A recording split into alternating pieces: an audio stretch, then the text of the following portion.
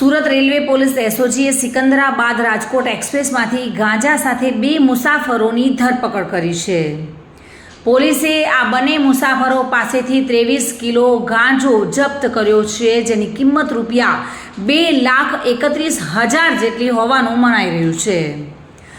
રવિવારે પ્લેટફોર્મ પર એક કોન્સ્ટેબલ દિનેશજી પારથીજીએ પ્યુ નજીક શંકાસ્પદ મુસાફરોને ભારે ટ્રોલી બેગ લઈને જતા જોયા હતા અને તેઓને શંકા જતા આ બંને મુસાફરોની ટ્રોલી બેગ ચેક કરી હતી અને જેમાંથી 23 કિલો ગાંજો નીકળ્યો હતો।